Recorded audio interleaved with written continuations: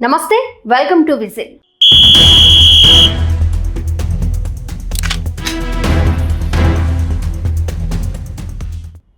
కొందరికి మరణం ఉండదు. వారు తమ జీవితాన్ని సమాజం కోసమే అంకితం చేసి జనం నాలుకలపై చిరంజీవులుగా నిలిచిపోతారు.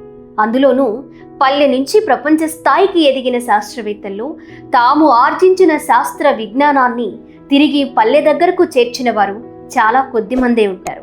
అలాంటి వారిలో ఒకరు దేశం గర్వించదగ్గ ప్రజా శాస్త్రవేత్త ప్రొఫెసర్ యలవర్తి నాయుడమ్మ జయంతి నేడు. తెలంగాణ సాహిత్య అకాడమీ మాజీ అధ్యక్షులు జూలూరు గౌరీశంకర్ ఎడిట్ పేజ్ నుంచి ఈ వీడియో లాగ్. చర్మకారుల జీవితాల్లో వెలుగులు నింపడానికి, వారి వృత్తిని అంతర్జాతీయ స్థాయికి తీసుకెళ్లడానికి ప్రొఫెసర్ వై నాయుడమ్మ ఎనలేని కృషి చేశారు. సామాజిక అంతరాలు మేట వేసిన రోజుల్లో ఊరు బయటి వెలివాడల్లో చర్మకారుల మూలుగులు విని వారి గుడిసెల ముంగిటకు వెళ్లారు. తాను ఆర్జించిన రసాయన శాస్త్ర విజ్ఞానాన్ని అక్కడ ఆరేసిన మురికి తోళ్ల శుద్ధికి వినియోగించారు. చర్మకారులతో కలిసి తిరుగుతూ తోలు శుద్ధిని పరిమళభరిత పరిశుభ్రంగా మార్చేందుకు తన జీవితాన్ని ధారబోశారు.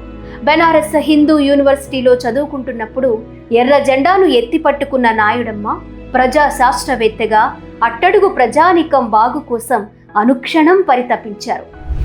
అంతరాలను రూపుమాపేందుకు మనిషి పురోగతికి ఉపయోగపడే పనులు చేయడం కోసం కొందరిని కాలమే సృష్టించుకుంటుంది. సమాజంలో అంతరాలు సమసిపోవాలంటే ఉద్యమాలే కాదు, అణగారిన వర్గాలకు ఆర్థిక స్వావలంబన ఎంతో అవసరం.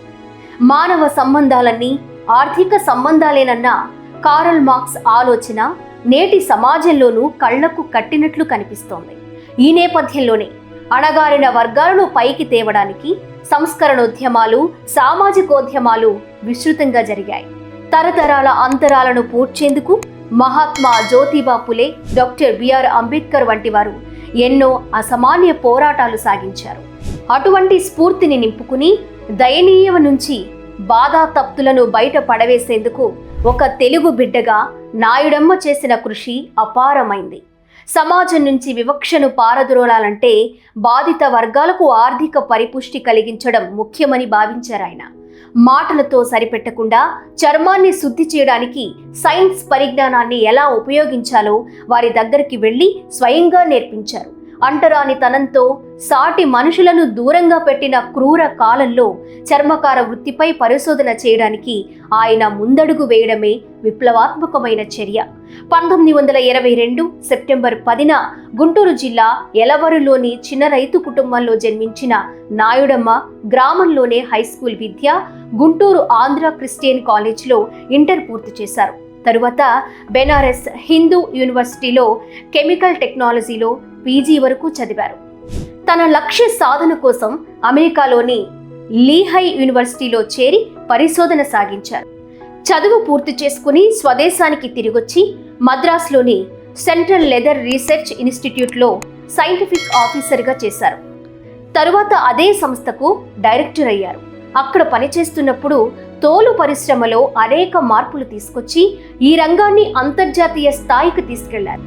Council of scientific and industrial research director జనరల్గానూ పనిచేశారు. తన లక్ష్య సాధనలో పై అధికారుల నుంచి ఎన్ని అవాంతరాలు ఎదురైనా ఎంతో ఓపికతో ధైర్యంతో ముందుకెళ్లి నాటి ప్రధాని ఇందిరాగాంధీతో శభాష్ అనిపించుకున్నారు.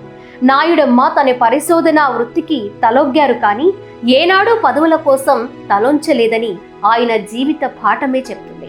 ఢిల్లీ జేఎన్ఐయు ఉప కులపతిగాను విశిష్ట సేవలందించిన నాయుడమ్మను కేంద్ర ప్రభుత్వం పద్మశ్రీతో గౌరవించింది. ఆయన ఎన్నో జాతీయ, అంతర్జాతీయ సంస్థలకు సేవలందించారు. ఏకకాలంలో ఇందిరాగాంధీ, ఎన్టీఆర్లకు సలహాదారులుగా వ్యవహరించారు ఆయన. అలాంటి మహనీయుడు 1985 జూన్ 23న విమాన దుర్ఘటనలో మరణించారు. సాటి మనిషిని ముట్టుకుంటే పాపమన్న మకిల మనస్తత్వాలను శుద్ధి చేసిన సామాజిక శాస్త్రవేత్తగా, చర్మకారుల చేతి వాసనలనే కాదు సమాజానికి పట్టిన ఆధిపత్య దుర్వాసనలను కూడా తుడిచివేసిన రసాయన పరిశోధకుడిగా, మానవతా మూర్తిగా జన హృదయాల్లో నాయుడమ్మ నిలిచిపోతారు.